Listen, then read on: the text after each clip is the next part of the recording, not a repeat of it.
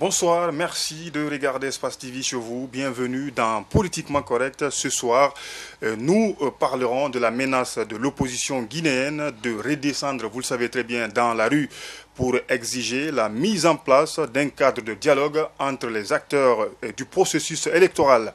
Cette menace a-t-elle un fondement juridique ou politique? On en parle dans cette émission. Notre second sujet s'intéresse au bras de fer entre le parti UFDG et le ministre Alassane Condé, le ministre de l'administration du territoire. Le parti de Cellou Dalein Diallo accuse le ministre de s'attaquer à une communauté et son président, d'où d'ailleurs il porte plainte contre Alassane Condé. Qu'est-ce qui en découlerait de cette action? Nous allons débattre dans Politiquement Correct.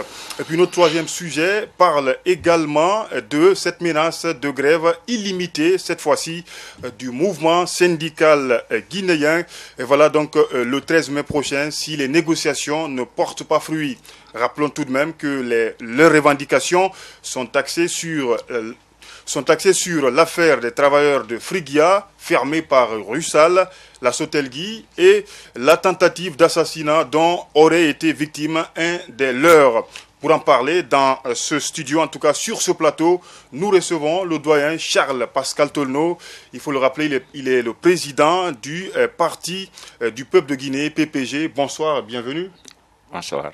Et notre second invité, vous le savez très bien, c'est notre consultant, bien sûr, Monsieur Kamara Mohamed. Bonsoir, bienvenue. Bonsoir. Voilà, donc on va débuter le débat. Monsieur Pascal Tolno, aujourd'hui, je vais vous poser une question de façon générale. Quel est le regard que vous portez sur l'actualité sociopolitique de notre pays? Oh, merci de m'avoir invité, tout d'abord. Il ne m'arrive pas souvent de me prêter aux questions de la presse parce que, vous savez, je ne suis pas né avant-hier matin, donc c'est pas toujours que je peux le faire. Et la question que vous posez est tellement générale que si je commence par celle-là, je peux vous prendre tout votre temps.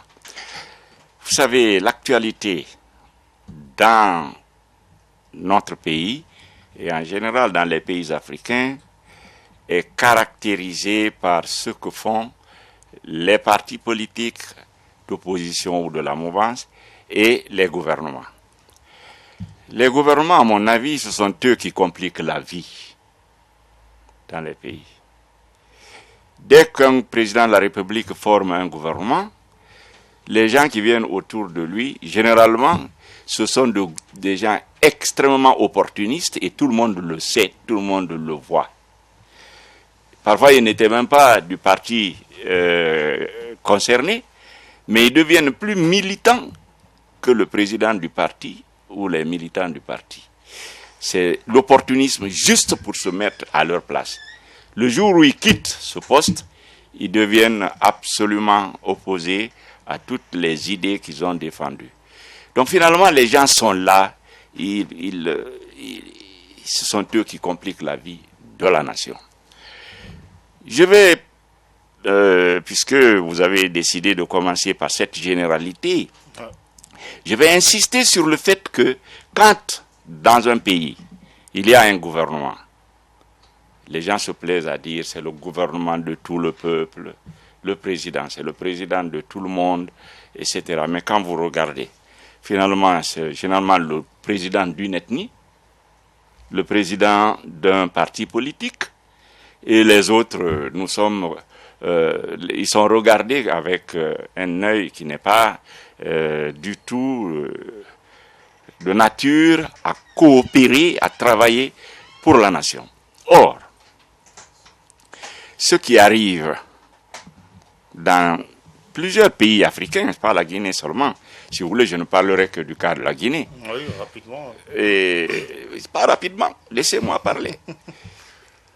Si vous allez dans un ministère, vous constatez que vous ne serez reçu avec la politesse qu'il faut, avec la rapidité qu'il faut, que si vous êtes d'une tendance politique ou d'une autre tendance politique. Si vous êtes devant un ministre, par exemple, Je ne prends pas plus haut, mais je m'arrête là. C'est mon niveau puisque je le fus. Ouais. Si vous êtes en face d'un ministre, il doit avoir l'honnêteté de reconnaître qu'il est payé par l'argent du contribuable de tout le pays. Il doit vous recevoir, il doit vous parler, et si vous avez un dossier, il doit le regarder. Moi qui vous parle, je suis président de l'Association panafricaine des écrivains depuis plusieurs années. Mais depuis les 2 derniers gouvernements, je ne sais pas, celui de Dari, vous l'appelez combienième gouvernement, celui si vous avez l'habitude de dire 3e gouvernement, ce sont des gouvernements qui ont fermé toutes les portes. L'accès est impossible. Et ça me rend d'autant plus malade que j'ai des gens qui étaient élus. Le président Sékou Touré, dont je ne fus pas, je n'ai été à aucun moment membre de l'équipe dirigeante, comment vous les appelez, les dignitaires. Je n'ai pas été dignitaire, moi, du premier gouvernement de la République. Mais j'ai rencontré le président Sékou Touré peut-être au minimum 20 fois. Parler avec lui comme je le fais avec vous maintenant. Et j'en étais très fier. 20 fois minimum. Hein. D'accord. Et je ne peux pas le... Oui, rapidement. J'ai pu parler plusieurs fois, et ça c'est sur leur demande, avec le président Houphouët-Boigny, sur leur demande, le président Mobutu Sese Seko, le président Bongo, etc. Maintenant, depuis 2 ans, je n'arrive pas à voir le directeur de cabinet du pays où je suis en tant que président de l'association. Vous parlez de la Guinée, hein? De la Guinée maintenant. Le directeur de cabinet. Tous les dossiers que nous amenons depuis la création de notre association passent directement à la présidence. Et depuis, c'est bloqué. Il a bloqué, le monsieur, il ne nous reçoit pas. Même, on est passé par des ministres, membres du gouvernement, pour essayer d'ouvrir sa porte ne s'ouvre pas. D'accord. Moindre directeur de cabinet. Alors que les autres, j'ai vu Dadis peut-être 1 ou 2 fois. D'accord. Le président actuel, je l'ai vu accidentellement 1 fois. Accidentellement. D'accord, on va y revenir, monsieur Camara. Voilà, je rappelle que vous êtes consultant dans cette émission. Aujourd'hui, quel est le regard que vous portez sur l'actualité, en tout cas de façon générale, l'actualité hebdomadaire, s'il vous plaît? Oui, il y a toujours des tendances qui sont fortes, mais il y a aussi des tendances qui connaissent un certain nombre de faiblesses qu'il faut corriger, ériger en une opportunité de développement, mais aussi un défi à relever. Ouais. Vous savez, quand vous êtes dans un pays comme le nôtre, je pense que c'est marqué davantage par le jeu à somme nulle. En fait, le jeu à somme nulle consiste à faire quoi? Les uns se disent, bon écoutez, tout est positif globalement, et les autres disent, tout est totalement négatif, ce qui ne peut pas être le cas l'un dans l'autre. Pour ceux qui clament pour dire que c'est globalement satisfaisant, il s'agirait de dire simplement, attention, dites, attention, chère population, nous avons réalisé quelques acquis, mais il y a des faiblesses que nous comptons ériger en défi majeur à surmonter, à relever, et que cela soit assorti d'un échéancier de mise en œuvre pratique à court, moyen et long terme. Et que ceux qui disent non, c'est totalement négatif, qui disent, bon écoutez, on reconnaît sur l'honneur qu'il y a un certain nombre d'avancées, mais il y a des faiblesses qu'il faut justement corriger. Et en quoi ce sont des faiblesses? Et envisager un certain nombre de propositions concrètes pour que la population sache, attention, de l'un à l'autre, qui a une idée lumineuse et qui s'exprime par les actions. Sinon, quand on dit c'est totalement positif, ça va embarquer tout le monde. Quand on dit c'est totalement négatif, ça va embarquer tout le monde. J'entends bien les militants des 2 camps. Ouais. Donc c'est autant vous dire que le climat est ponctué par cela. Maintenant, comme on est dans une phase qui est extrêmement importante, où il y a l'Assemblée nationale qui commence à siéger déjà, en session ordinaire de plein droit, donc session des lois, et ce pour 90 jours au maximum, par application de l'article 68 de la Constitution du 7 mai 2010, je pense que c'est extrêmement important que tout ce qui n'a pas été corrigé jusque-là, les faiblesses au niveau des textes de loi, un certain nombre de lois programmatiques par exemple, les lois sur la solidarité nationale, il y a par exemple des personnes qui se sont beaucoup battues parce que c'est le mois de mai, la fête des travailleurs, il y a des syndicalistes qui se sont battus par exemple, des vedettes, des grands écrivains, mais d'autres personnes aussi, qui ont beaucoup mouillé le maillot pour le pays. Je pense que ce serait bon, par exemple, d'adopter une loi portant à avantage à accorder à leurs enfants, comme pour dire les pupilles de la nation, parce qu'ils ont simplement, comme M. Fofana, Ibrahim Fofana, qui a mouillé beaucoup le maillot, avec d'autres d'ailleurs, j'en passe des meilleurs, qui quand même peuvent bénéficier de tout cela. Ainsi, indépendamment de la volonté d'un pouvoir public ou d'une opposition, en ce moment, ça va être prévu au niveau de la loi de finances initiale comme pour récompenser des personnes. Et indirectement, ça va déteindre sur la volonté des autres personnes qui vont continuer maintenant à prendre l'exemple sur ces icônes pour justement instaurer la culture du mérite, l'excellence, pour que l'on puisse faire avancer. D'accord. Voilà, je vous rappelle que vous êtes dans votre émission Politiquement Correct. Vous nous regardez à Abidjan. Merci encore pour la fidélité. On va parler de l'actualité. Doyen Charles Pascal Tolno, il faut le rappeler en tout cas, le président Alpha Condé a été désigné cette semaine à la tête de la Manoriva Union. Une union aujourd'hui, il faut le rappeler, qui, pourquoi pas, recouvre plusieurs pays de la sous-région, la Côte d'Ivoire, la Guinée, la Sierra Leone et le Libéria. Quelle est votre appréhension par rapport à cette désignation? Est-ce que ça peut apporter vraiment grand-chose à la Guinée? Oui. Dès lors qu'il s'agit d'un contexte dans lequel on parlera de la Guinée, le fait simple de dire le nom de la Guinée, c'est pas mal déjà. Et si le président est à la tête d'une organisation de ce genre, nous devons nous en féliciter. Mais il faut regarder un peu en arrière, tenir bien sur ses pieds et voir où on va.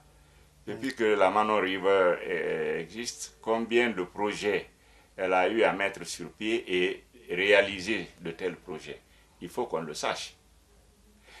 Et si vous êtes à la tête d'une structure de ce ordre, l'essentiel, c'est ce qui va être dit et fait comme résultat, comme bilan. Et donc, pour tout Guinéen, je crois qu'il faut se féliciter d'une telle situation et ne pas sombrer aussi, comme je le disais, dans le jeu des gens qui sont autour du président pour faire du bruit, uniquement pour se maintenir où ils sont, et qui ne travailleraient pas dans le sens d'aider le président à réaliser les projets qui vont être mis sur pied. Mais de tels projets sont internationaux. C'est la Côte d'Ivoire, c'est le Libéria, la Sierra Leone, c'est la Guinée. Donc tout ça, ça se coordonne dans un contexte qui ne se gère pas dans le haut les épaules, mais dans le calme de l'esprit. Et ça, surtout aussi dans la maîtrise. Hein. Mais c'est ça, quand je dis le calme de l'esprit, ce n'est pas les gens qui sont là pour le profit immédiat à leur seul bénéfice. Ce n'est pas ça. Il faut qu'on aide le pays à réaliser rapidement quelque chose avant la fin de notre mandat pour que le jour du bilan, on puisse présenter ça. D'accord. Monsieur Camara, votre réaction par rapport à cette désignation du président Alpha Condé à la tête de la Manoriva Union? Bon, je ne reviendrai pas sur ce que le doyen vient de dire. Je parle d'ailleurs sous son contrôle pour avoir été, en tout cas, il est le père d'un de mes professeurs à l'université. Je parle sous le contrôle non seulement de mon professeur, mais aussi de son papa qui est ici présent. Alors, du coup, quand vous prenez la nomination, vous savez, c'est tournant. Oui. La Guinée a eu... Je rappelle que c'était la présidente de la Sierra Leone. Tout à fait. Libéria aussi. Du Libéria. Du Libéria. En fait, vous savez, du côté de la Côte d'Ivoire, le président ivoirien, il n'a même pas voulu renouveler son mandat au niveau de la CEDEAO, donc il n'était pas trop preneur de notre mandat. Sinon, du côté guinéen aussi, c'est pareil, sauf que la Guinée est bien lotie en la matière parce que quand vous voyez la plupart des secrétaires exécutifs, ce sont des Guinéens, donc ça montre que la Guinée a toujours apporté une touche considérable à la redynamisation de cette structure qui a été créée en 1973 mais qui a sommeillé un tout petit peu parce qu'il y a eu des crises. De moyens surtout. Hein. Non, au-delà, il y a eu des crises qui ont affecté un certain nombre de pays. Je rappelle que la Guinée n'a pas pris part à la création de cette structure, mais plutôt a adhéré en 1980. Et donc, c'est en 2008, justement, que la Côte d'Ivoire, justement, s'est associée aussi.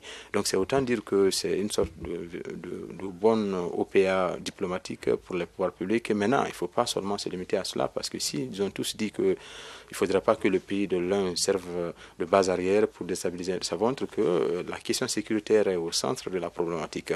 Ouais. Et donc, c'est comment calmer les esprits à l'interne. En le faisant, il faudrait que les pouvoirs publics aient une oreille attentive et les acteurs politiques également aient ce qu'on appelle l'esprit de concession pour qu'ils se rencontrent ensemble en créant par exemple un cadre de concertation. Parce que je rappelle que le groupe de contact international sur la Guinée, qui a été créé le 30 mars, justement, le 30 janvier 2009, et a été dissous justement à partir de 2011, le 10 février très exactement, après 19 rencontres sur la Guinée. Et donc il y a un comité de veille, donc il faut quand même, quand il y a des crises cycliques qui commencent à être un peu endémiques au pays, que l'on mette en place un organe. Parce que l'Assemblée nationale ne suffit pas. L'Assemblée nationale, c'est comment voter les textes de loi et appliquer justement le contrôle de l'action gouvernementale par application de l'article 72 de la Constitution. Et ce faisant, on va intimer à chaque camp justement de respecter les clauses. Parce que par application de l'article 668 du Code civil guinéen, les conventions régulièrement conclues tiennent lieu de loi en différentes parties qui les ont faites et doivent être exécutées de bonne foi. C'est autant dire que si on inculque l'idée de loi au niveau de l'ensemble des acteurs, ainsi les acteurs politiques doivent en ce moment respecter la teneur de la loi organique 02 portant charte des partis politiques, et puis les pouvoirs publics aussi doivent mettre en application tout ce qui est maintenu. En le faisant, on va éviter le jeu à somme nulle et l'adversité politique. Parce que s'il y a l'adversité politique à outrance, on ne va pas respecter le plus souvent les textes de loi. Or, quand on met du côté les textes de loi et qu'on planifie davantage tout sur le consensus, ça n'est pas bon au niveau du pays. Et ça permet d'éviter quoi? Les germes, en fait, les éléments constitutifs de l'adversité politique à outrance, qui consiste... Parce que généralement, c'est ce qui caractérise l'Afrique. Hein. Bien entendu, qui consiste à faire quoi? Ouais. Voilà, qui consiste à faire quoi? C'est-à-dire on cache l'histoire, la genèse des événements, simplement. Et puis, on a des idées figées. Tout à fait, droit dans ses bottes. Deuxièmement, on cache son agenda politique en tant que tel, soit pour la conquête du pouvoir côté opposition ou pour le maintien au pouvoir côté pouvoir public. Et puis après cela, on pointe un doigt accusateur et pour justifier une quelconque inertie en trouvant un bouc émissaire toujours des deux camps. Et puis quatrième élément, non moins important, c'est qu'on protège non seulement ses alliés, mais aussi comment je vais appeler cela, les personnes qui prêtent allégeance facilement. Et puis le dernier élément qui peut rentrer dans la danse, c'est comment monopoliser l'information pour exclure le vrai débat. Et le vrai débat, c'est comment développer le pays et comment on est venu de loin. C'est comment les Guinéens peuvent justement se donner la main et puis une dynamique d'ensemble. Peut-être que c'est consubstantiel à la vie politique que les gens ne soient pas totalement d'accord. Mais les deux camps sont engagés quand même à ne pas franchir le Rubicon. Le Rubicon, c'est quoi? Comment mettre le pays à feu et à sang. Et ça, ce n'est à l'avantage de personne. Maintenant, les intellectuels qui sont à l'écoute, sous le contrôle desquels on parle, et puis d'autres personnes expérimentées, ne devraient pas se mettre à la réserve de la République. Parce que l'article 22 de la Constitution impose à chaque citoyen, je dis bien impose à chaque citoyen, de promouvoir les valeurs démocratiques et de promouvoir la tolérance. Ça veut tout dire. C'est pourquoi quelquefois quand on me posait la question à la fin de l'intervention, je dis non, c'est un devoir. Pas par clause de style, mais en connaissance de cause pour dire c'est l'article 22 de la Constitution qui m'en impose. Et comme il est mis à l'article de alinéa 7 de la Constitution, que toute autre loi contraire au contenu de cette même Constitution est nulle et de nul effet, et voilà que c'est un devoir. D'accord, on va ouvrir maintenant le débat. Je le disais, en tout cas dans l'entame de cette émission, doyen Charles Pascal Tolno, l'opposition menace de redescendre dans la rue après que nous ayons aujourd'hui l'Assemblée nationale. En tout cas, elle estime que le dialogue n'est pas relancé. Le processus électoral, on sait qu'il devrait, en tout cas, dans les conditions normales, selon les accords du 3 juillet, il devrait y avoir les élections communales, chose aujourd'hui qui n'a pas été faite. Quelle est votre analyse par rapport à cette menace? Est-ce que cette menace a un fondement politique ou juridique? Je sais que cette question, je vais la poser à M. Camara. Mais je pense qu'on va s'entendre. C'est pas la peine. On ne va pas passer notre vie à nous tirer, à nous manger le nez. Je crois que nous sommes politiquement mûrs, politiquement, comment vous appelez votre Politiquement correct. Correct, pour ne pas passer notre vie à nous tirailler, etc. Je pense que si l'opposition parle de redescendre dans les rues, cela veut dire qu'elle souhaite que des choses ne soient pas faites par rapport aux devoirs des uns envers les autres. Et je vous ai dit en termes très clairs, c'est généralement les gouvernements qui tuent tout. Parce que ce que la loi dit, ce que le président de la République lui-même veut faire, les gens le laissent de côté pour que par un excès de démagogie, les gens s'affichent et ils dévient, vous voulez dire? Dévient complètement et ils viennent avec des manières de faire qui dérangent tout. Sinon, je pense qu'on va pouvoir s'entendre. D'accord, on va pouvoir s'entendre, mais dans le contexte actuel, est-ce que vous pensez qu'il y a lieu de parler vraiment de manifestations en Guinée? Mais si alors que nous avons l'Assemblée nationale. Sûr, si en face vous avez l'Assemblée nationale, ça veut dire quoi? L'Assemblée nationale est une structure dont on se sert pour gérer la vie nationale avec la compétence, la technique et les valeurs qu'on a chacun en soi, n'est-ce pas? Ouais. Et si nous avons l'Assemblée nationale, ça ne veut pas dire tout.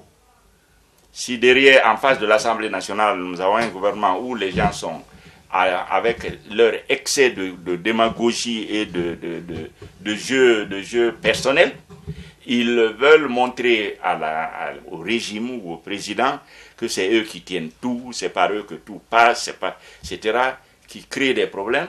C'est ça qui amène les réactions comme ce que vous dites de la part de l'opposition. Sinon, moi, je pense que l'opposition actuelle est bien disposée à jouer correctement et à ne pas se présenter comme une entité qui va mettre la Guinée aux difficultés tout le temps. Je ne pense pas. D'accord. Monsieur Camara, c'est là que vous allez apporter en tout cas votre expertise juridique, si je peux me permettre de l'expression.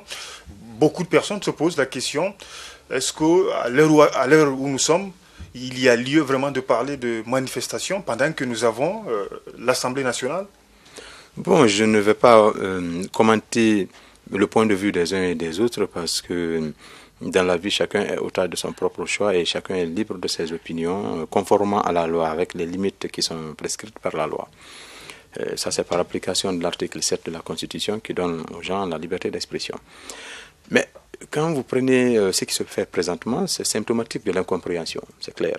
Depuis juin 2006 jusqu'à maintenant, la crise commence à être endémique à la Guinée. Et donc, parce qu'à chaque fois qu'il y a crise, on ne solutionne pas en profondeur. Donc on colmate les brèches. On n'utilise pas presque les textes généralement. Oui, on veut mettre toujours le consensus de côté. Et je pense que les citoyens ont le devoir justement de promouvoir la tolérance et de tenir un langage de vérité au niveau des deux camps, avec tout le respect dû au rang des personnalités des deux bords pour dire attention. Et ça, ce n'est pas à l'avantage du pays. Voilà comment il faut aller en termes de propositions concrètes. Je pense que ce qui se fait présentement, la manifestation est reconnue à l'article 10 de la Constitution. Mais il y a que au niveau de la Guinée, les gens se disent, bon écoutez, quand il y a Assemblée nationale, il y a ceci. Je pense qu'il ne faut pas du tout créer une sorte de surplus au niveau du rôle de l'Assemblée nationale, qui se limite à deux, voter les textes de loi et contrôler l'action du gouvernement. Maintenant, quand il y a une crise, si vous voyez la communauté internationale venir au secours de la Guinée, c'est par application justement d'un principe de base qu'on appelle le concept de la sécurité collective. Quand ça ne va pas au niveau d'un coin de la planète, les autres se doivent de voler au secours de ce pays. Et c'est pourquoi au niveau de la Guinée, il y a la communauté internationale qui multiplie les efforts dans ce sens, qu'ils en soient remerciés vivement.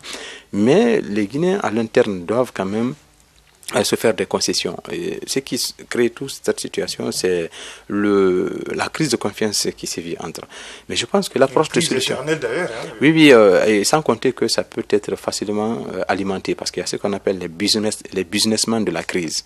Les businessmen de la crise, ça peut être de deux côtés, qui ne peuvent pas du tout avoir intérêt qu'il y ait accalmie. Il y a toujours, au lieu de proposer concrètement, c'est d'envenimer la situation. Alors qu'il faut venir dire, bon, ça ne va pas entre vous, mais quelle proposition concrète? Je pense que c'est à cette phase qu'il faut en venir. Présentement, il faut mettre en place un cadre de concertation qui, à tout moment, quand il y a un mécanisme d'alerte rapide à l'interne, qui peut mettre en place ce qu'on appelle une approche soit pour dire l'échiquier politique avec tout ce qu'on a comme dynamique, quelles sont les forces, les faiblesses, quelles sont les opportunités et quelles sont les menaces qui planent sur la démocratie en construction. Et face à tout cela, on décline des propositions concrètes. De tous les jours. Hein. Oui, on met en place maintenant des stratégies de mise en œuvre avec une stratégie de brainstorming, c'est-à-dire qu'on met l'équipe autour en disant quelles sont vos idées concrètement maintenant. Vous dites que ça ne va pas, ça ne va pas. Tout le monde se plaint donc. Que faut-il faire pour que ça aille de l'avant, concrètement? Maintenant, au-delà, c'est que toute cette revendication et cette duplique entre les deux, des deux côtés, je pense que ça rime, c'est-à-dire sur 3 éléments simplement. Il faut corriger 3 éléments. Il y a des élections. Quand il y a une élection, il faut 3 éléments à maîtriser en perspective. Le premier élément, c'est le cadre juridique. Heureusement, l'Assemblée nationale est en place. Donc, il faut corriger tout ce qu'il y a comme irrégularité, comme anomalie, ambiguïté juridique pour mettre au goût du jour les textes. Parce que seuls les députés sont habilités à voter les textes de loi. Le gouvernement procède à l'application, mais le gouvernement n'a pas interprété un texte de loi. Seul le juge a la possibilité d'interpréter les textes de loi en les appliquant, en sanctionnant les infractions. Le premier élément, donc, c'est comment maîtriser le cadre juridique. Le deuxième élément, c'est le corps électoral, autrement dit le fichier. Parce que là, il y a voilà, donc, nez de la guerre même. Tout à fait, parce que là, c'est le fichier qui est important pour une élection. Et le troisième élément, c'est l'organisme qui gère les élections, en l'occurrence la CENI. Mais quand vous voyez l'enchaînement... Contesté même dans notre pays. Dans nos textes de loi, il y a une ambiguïté juridique qui ne dit pas son nom. D'abord, on n'a même pas un code électoral, on a une loi électorale. Un code électoral complet à 2 parties. Il y a la partie législative, il y a la partie réglementaire. La partie législative commence par les articles. Article L1, quand vous voyez L au milieu entre article et le numéro, ça veut dire que c'est la partie législative. Dans la partie réglementaire, vous allez voir article R1, R2, R3, qui explicitent les parties qui ne sont pas totalement claires au niveau justement de la partie législative. Et donc, après le cadre juridique, il y a le corps électoral. En Guinée, par application de l'article 17 de la loi électorale, le fichier électoral doit être mis à jour chaque année pour permettre aux primo-votants, en fait ceux qui n'ont pas eu la chance de voter pour minorité d'âge, ils n'ont pas 18 ans l'année dernière, s'ils veulent voter cette année, ils ont 18 ans, il faut qu'ils soient mis au niveau du fichier du 1er octobre au 31 décembre. Mais quand vous faites un parallèle avec l'organisme de gestion des élections qui est la CENI, qui a été mise en place par la loi 016 du 19 septembre 2012, vous allez sentir qu'en son article 21, il est indiqué très clairement que dès lors que les résultats sont rendus publics, les démembrements de la CENI perdent leur fonction. N'existe plus. Ce qui veut dire que la CENI peut être comme un général qui n'a pas de troupes. Or, ce n'est pas 25 personnes seulement. Il ne faut pas mettre le débat sur les personnes, mais plutôt le fonctionnement, la manière dont la structure est composée. Et donc, 25 personnes, ça ne suffit pas seulement pour continuer à mettre au goût du jour les textes, le fichier électoral. Quand on maîtrise l'ensemble de ces 3 paramètres-là, toute élection peut être pacifique, transparente et crédible. D'accord. Doyen Charles-Pascal Tonneau, M. Camara a parlé de la CENI. Aujourd'hui, c'est la même CENI, en tout cas, qui est pointée du doigt par rapport à ces élections. Mais surtout, on sait que lors des élections législatives, mais également de 2010, les présidentielles, nous avons vu la communauté internationale s'impliquer. Beaucoup estiment que cette communauté internationale aujourd'hui est absente en Guinée. Est-ce que vous avez la même analyse, la même compréhension des choses? Moi, je pense que la communauté internationale doit rester chez elle maintenant. Il faut que les Guinéens se donnent la main pour montrer que nous sommes... Mais comment se donner cette main? Il y a un manque de confiance totale. J'arrive. Oui. Je voudrais que les Guinéens ils prennent leur destin en charge. Moi, ça me déplaît de voir tout le temps les gens quitter à gauche, à droite, venir nous mettre en règle. Ça ne me plaît pas du tout. C'est un sentiment personnel. Je souhaite plutôt que les Guinéens se prennent en charge dans l'entente. Et là, je n'arrêterai pas de le dire, ça dépend de la gouvernance. Si nous avons un gouvernement qui est serein, qui prend en compte les soucis, les préoccupations des uns et des autres, et qui tient compte de ce qui peut arriver par rapport à ce qui est, il y a beaucoup de choses qu'on peut éviter et qu'on peut régler à notre niveau. Il en a parlé tout à l'heure. La déclaration ou le programme du 3 juillet dernier, ça dit les accords le 3 juillet, ça dit exactement ce que vous voulez. Vous avez dit il faut avoir sur place une structure qui capable de gérer le processus, de réveiller certaines manières de nous mettre autour de la table, etc. Et c'est ça qui est contenu dans les accords du 3 juillet. Mais malheureusement, il n'y a pas dans l'application une gouvernance qui tienne compte de ce que les gens pensent et de ce que les gens disent. Et à ce niveau, est-ce que vous pensez qu'il y a une volonté vraiment d'organiser ces élections locales, comme le réclame d'ailleurs l'opposition? Il n'y a pas à avoir une volonté, il y a à appliquer la loi. Si la loi a dit ce qu'il faut, les délais qui sont désignés, qui sont indiqués dans les textes, il faut simplement les respecter. Bon, vous allez dire que dans le cas d'aujourd'hui, il y a eu, comment on appelle cette maladie qui est venue perturber la fièvre Ebola. La fièvre Ebola. Il y a, vous savez, la vie d'un homme, d'une nation, d'un peuple, il y a des impondérables qu'on ne prévoit pas. À part ce genre de choses, normalement, on devrait pouvoir, dans un cadre de gouvernance réglé, tenir les élections comme convenu, comme indiqué par la loi. D'accord, Monsieur Camara, on va terminer rapidement avec vous. Aujourd'hui, parlant de ces accords de 3 juillet, il y a polémique.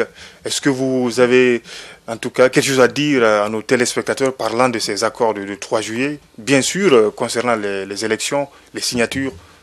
Bon, je pense qu'au niveau des accords de 3 juillet, il y a que c'est un accord qui comporte 5 pages, articulé sur 20 points, signé de 14 personnalités, dont 6 témoins.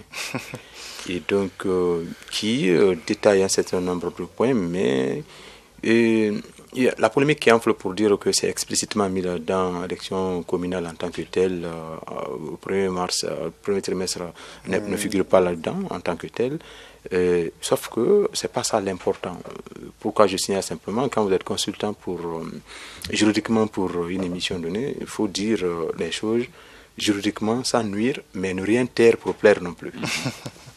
Et donc, vous allez voir très clairement cela. Maintenant, cela ne veut pas dire non plus que la demande consistant à organiser des élections communales, que ce n'est pas important, non.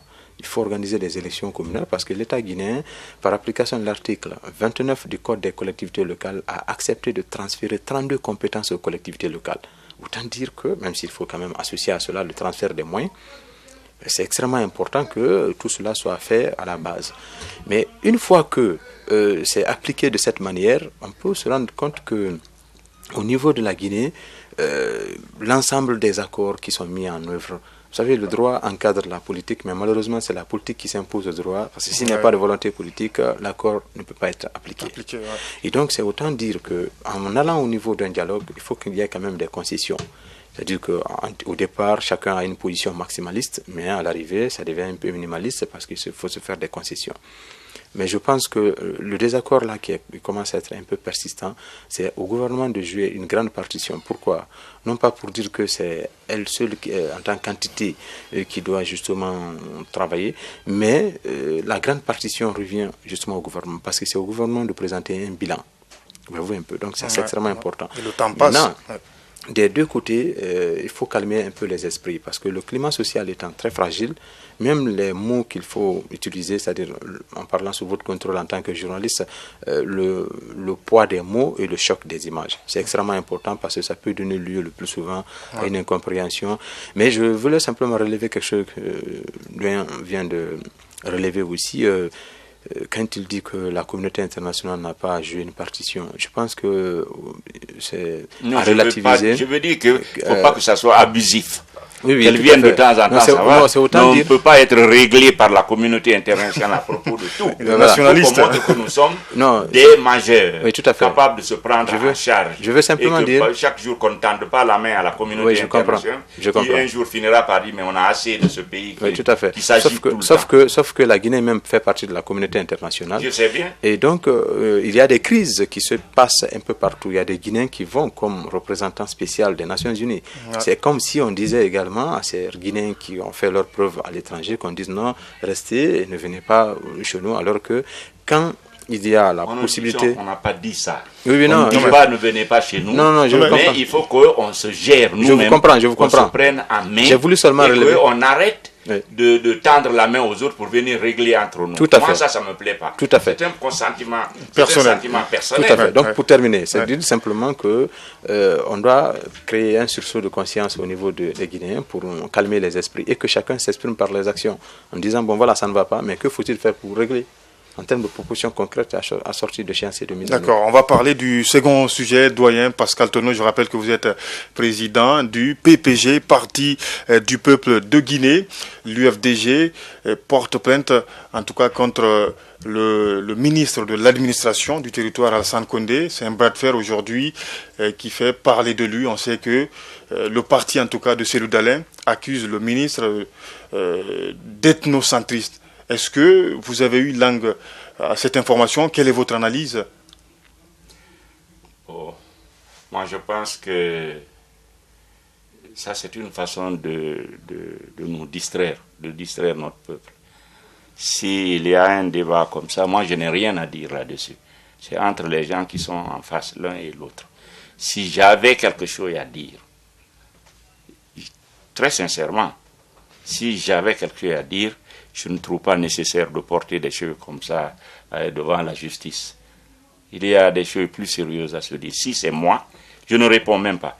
Il y a des attaques quand on les fait, quand je suis convaincu du fait que ce n'est pas juste, que c'est même même badin de dire certaines choses, je ne réponds pas. Il y a des choses... La justice est là pour ça quand même. Mais non. Si c'est moi, je ne vais même pas à la justice. D'abord, notre justice, on la connaît. On sait ce qu'elle fait. On sait comment elle parle. On sait de qui elle dépend en réalité. Donc, moi, si c'était moi, je n'aurais pas porté plainte. J'aurais fait peut-être des déclarations pour dire il y a eu ça, c'est pas juste, et ça, c'était tout. Mais aller porter plainte, ça, c'est... Vous pensez qu'il y a une motivation politique derrière en tout cas, mais on voit toujours des motivations politiques, mais ce genre de choses, il y a des manières de faire qui font perdre du temps au peuple.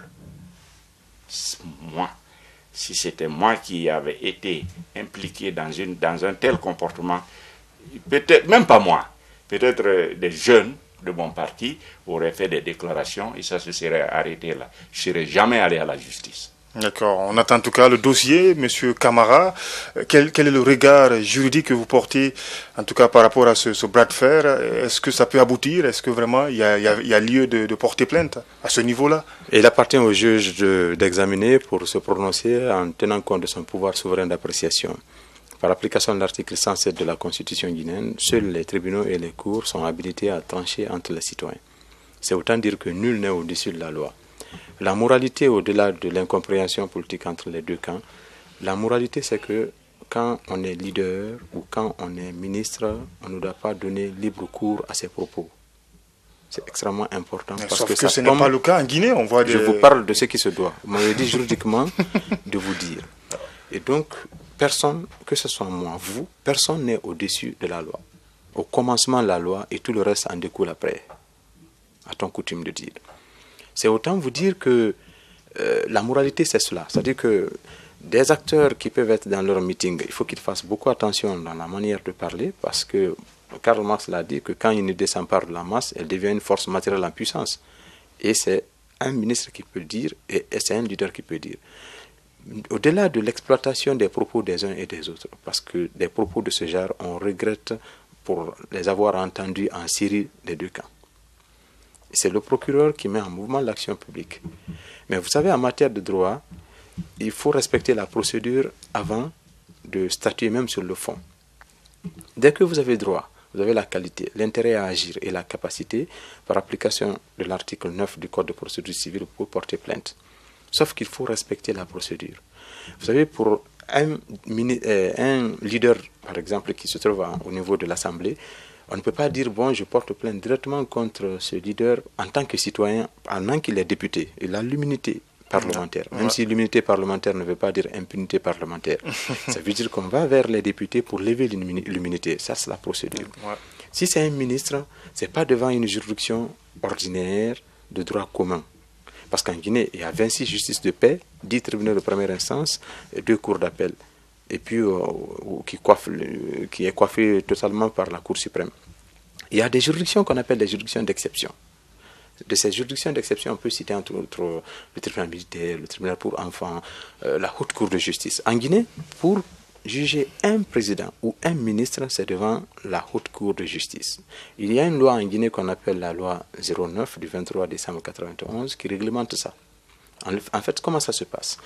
Quand un ministre est accusé, ce n'est pas devant le tribunal de première instance de Kaloum qu'on doit aller, mais plutôt aller, c'est 11 députés, c'est-à-dire un dixième des députés, sur les 114, 11 députés, un dixième des députés, c'est eux qui mettent ce qu'on appelle en accusation, une demande, c'est-à-dire introduire la mise en accusation à l'Assemblée, pour voter ce qu'on appelle une résolution. Donc pour que cette mise en accusation soit votée, il faut que 68 députés aussi votent. C'est garanti à l'article 120 de la Constitution, la procédure. Et ça veut dire concrètement que 11 viennent d'abord taper à la porte, et quand la demande est introduite, 68 votent pour dire, bon, maintenant, ça peut être jugé. Parce que juste après l'installation de l'Assemblée nationale, c'est l'article 3 de la loi sur la haute cour de justice qui indique, donc la loi 09, le mois qui suit l'installation de la première session, la première séance, pas session, même séance de l'installation de l'Assemblée, on va à l'Assemblée pour élire au scrutin de liste uninominale au bulletin secret et à la majorité absolue des députés présents. Ça veut dire concrètement qu'un mois, en résumé, un mois après, au mois de janvier, le mois de février en principe, on devrait aller parmi, c'est-à-dire au sein de l'Assemblée pour voter pour les juges titulaires et les juges statutaires, c'est-à-dire suppléants au niveau de l'Assemblée, et puis aller à la Cour suprême, faire une Assemblée générale, élire le président de la haute cour de justice qui va être le membre de ceci-là. Voyez-vous, une fois que c'est tout un processus. Voilà, tout un processus. Donc, vous expliquez juridiquement que en matière de droit, il faut respecter la forme. Maintenant, au-delà, chaque acteur peut. Il faut seulement que les acteurs maîtrisent bien leurs propos, que du côté du pouvoir, tout comme du côté de l'opposition, que l'on ne fasse pas exploitation de tout cela, parce que dès lors que ça vient d'un camp, l'autre camp prend pour en faire usage comme ça peut l'intéresser. Et juridiquement parlant, voilà comment les choses peuvent se passer quand c'est un ministre qui a en cause moralité, que chaque citoyen contrôle sa façon de parler, mais aussi que les pouvoirs publics et les leaders, dans leurs propres déclarations, fassent beaucoup attention pour ne pas que leurs propos tombent sous le coup de la loi pénale. D'accord. On va parler du troisième sujet, doyen Charles-Pascal Tonneau. Menace encore, cette fois-ci, c'est avec les syndicats, en tout cas les syndicalistes, ils menacent de partir en grève à partir du 13 mai prochain. Une grève illimitée sur l'ensemble du territoire. C'est pour, entre autres, en tout cas, il faut le rappeler, des revendications sur l'affaire des travailleurs de Frigia fermés par Rusal, mais également le cas de la Sotelgui et la tentative d'assassinat dont aurait été victime un de leurs. Comment vous voyez cette motivation? Je pense que cela fait pas mal de sujets de préoccupation sérieuses. Je commence par Frigia ou Fria. C'est pénible de voir cette unité minière partir en faillite, prolongée surtout. Ça fait longtemps que cela a été fait. Alors, notre gouvernement devrait donner la preuve de sa capacité à gérer une situation en trouvant une solution. Mais le problème est là, il traîne. Un jour, il va éclater sous une forme qui va déranger tout le monde. Ça dérange déjà tout le monde. Parce que chacun de nous beaucoup de familles a là-bas un membre de sa famille, un ami, un frère, tout. Et ça dure. C'est à nous, État, à nous, nation, à nous, gouvernement, de donner la preuve qu'on peut régler ce problème pour faire moins de victimes. Parce que des victimes, il y en a. Hein. Et les gens, la situation de Fria a été créée par des gens qui existent. Il y en a qui ont vendu cette usine, se sont enrichis, tout le monde les connaît. Et on ne prend pas de mesures pour poursuivre le sujet, pour aller au bout de... Vous avez parlé tout à l'heure, monsieur Camara, de la justice. Mais voilà un cas. Si la justice est suffisamment dynamique, si le gouvernement prend les mesures comme cela se doit, on ne peut pas traîner avec un sujet comme ça des années durant. Les gens souffrent, ils souffrent encore. Et un jour, ça va exploser.